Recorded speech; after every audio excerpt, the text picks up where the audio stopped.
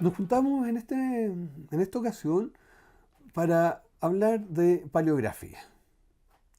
Cuando decimos paleografía, sin darle ningún segundo nombre, nos estamos refiriendo a muchísimas cosas. Bueno, la misma palabra en sí misma nos dice que se trata de escrituras antiguas. Pero de ahí podemos sacar una serie de ramas muy diferentes que abordan o enfrentan estas escrituras antiguas. Partiendo por lo más obvio, es que hay escrituras antiguas desde, desde la época de los sumerios, pasando por los fenicios, ¿verdad? Bueno, para cada una de estas ramas hay una subespecialidad, una subciencia paleográfica.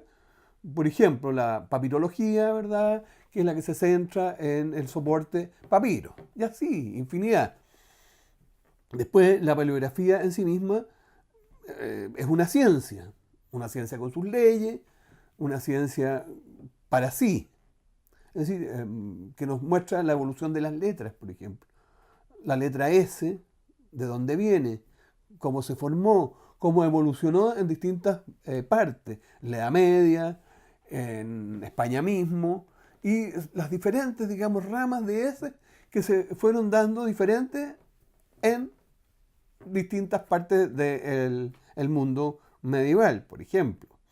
En fin, la ciencia paleográfica también se dedica a ver el soporte y estudia el tipo de papel, el tipo de pluma también con que perdón, o estilete, o etcétera, con que se escribió el documento. Y así, eh, ahora, ¿a qué de estas paleografías nos vamos a referir nosotros? A la paleografía práctica. ¿Qué es la paleografía práctica? La que no necesariamente ve estas evoluciones, estos sistemas, sino que va a cómo se nos enfrenta un documento, o cómo nos enfrentamos nosotros a los documentos, y cómo podemos transcribirlo en un sistema legible para hoy día. Las letras han variado mucho, y tanto en el siglo XVI, XVII, XVIII, en el caso chileno, vamos a ver mucha variedad de letras y sistemas de escritura. Hay un sistema que va muy elegante, que va separando las palabras, va utilizando letras muy hermosas, muy homogéneas. Por ejemplo, esas crónicas que se escribieron. Ustedes pueden ver la crónica de Vivar. En la crónica de Vivar van a ver unas letras hermosísimas, muy redonditas, muy claritas. Pero también pueden ir a ver en el mismo siglo o en el siglo siguiente lo que se está escribiendo en la notaría, y ahí van a ver, digamos, unas letras bastante diferentes, en que ya en el siglo XVII, por ejemplo, está la famosa letra de cadeneta, en que se juntan todas las letras de una frase sin separación entre palabra y palabra. Es un sistema, y así.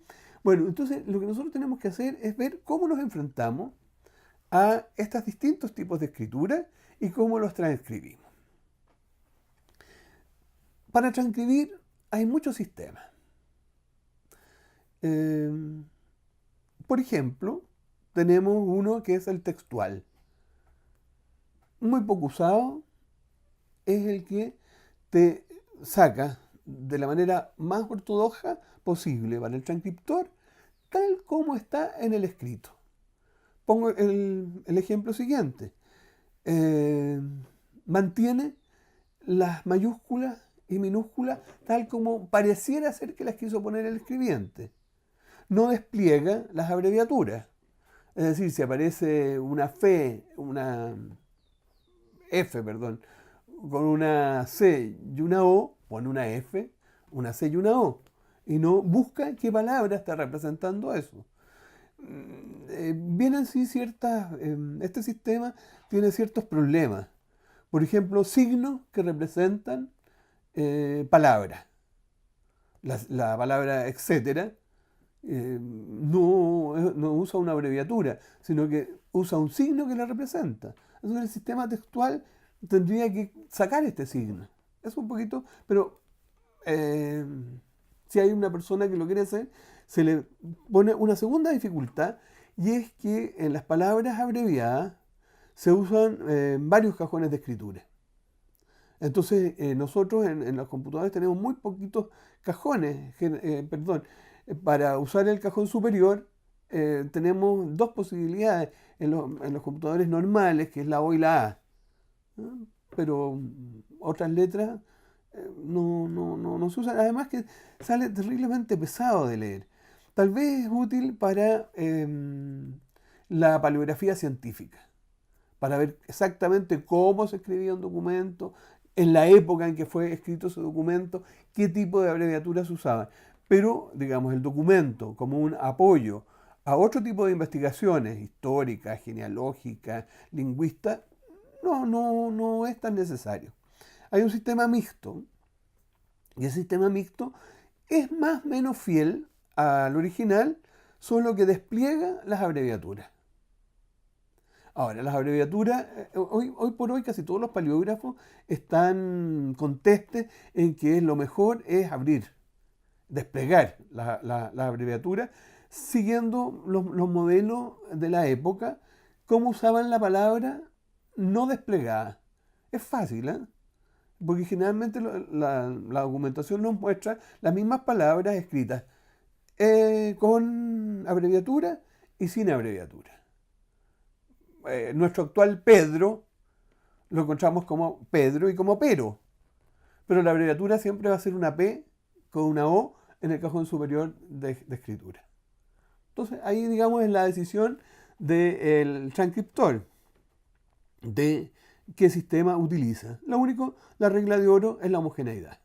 Es decir, si la persona, el transcriptor o paleógrafo, se matricula con un sistema, tiene que ser fiel al sistema. Eso es, digamos, lo que no está en discusión. Algunos han señalado, sí, que cuando las letras tienen un valor que no es el fonético, conviene poner el valor fonético. Ejemplo, el más claro es la B y la U, ¿no? Que cuando la U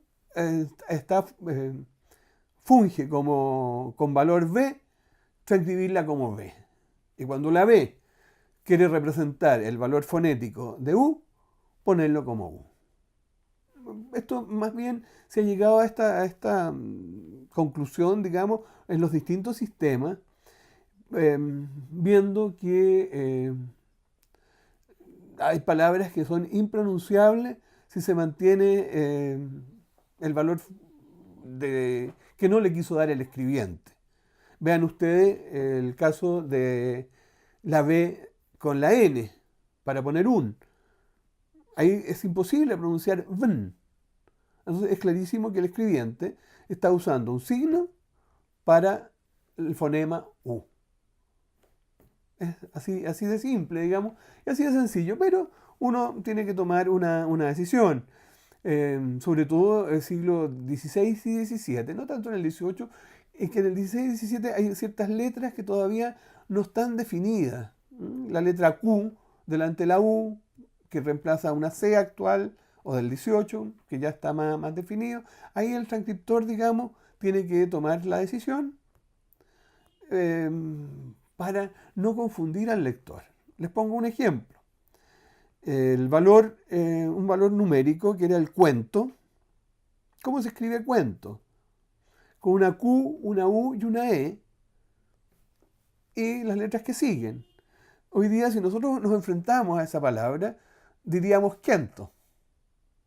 Pero en esa época, la palabra, como la dicen ellos, es cuento. O sea, ahí es, digamos, como el transcriptor tiene que decidir qué le quiere entregar a sus lectores o a las personas que les quiere ofrecer un documento transcrito.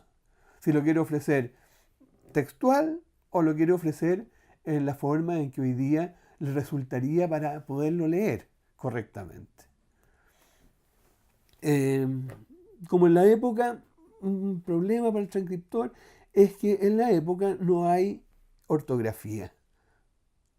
en los documentos no nos enfrentamos a un sistema ortográfico parejo. No solamente el uso de letras distintas para distintos fonemas, sino que como no tenemos coma, como no tenemos punto, ahí es muy delicado. Ahí sí que hay que tomar una decisión que ya me parece a mí más compleja, que es que el transcriptor deje todo el documento sin, por ejemplo, comas, o le ponga las comas de acuerdo a lo que él cree que debería ser la coma. Hay otros casos que nos resultan muy fáciles. Por ejemplo, dos rayitas, como hoy día ponemos el signo igual. Muchas veces lo usan, en el siglo XVII sobre todo, lo usan como punto aparte o un punto. Debería ser aparte, pero muchas veces el documento lo hace seguido, pero usan este signo de dos rayitas. Bueno, si estamos en una ortografía actual, ¿verdad? Tendríamos que transcribirlo como punto.